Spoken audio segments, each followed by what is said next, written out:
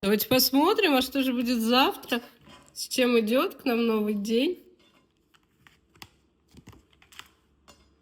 С каким-то решением, которое вы принимаете. Да, причем принимаете очень быстро и резко. Также здесь для кого-то могут прийти новости или недостающая информация, которая позволит вам принять это решение.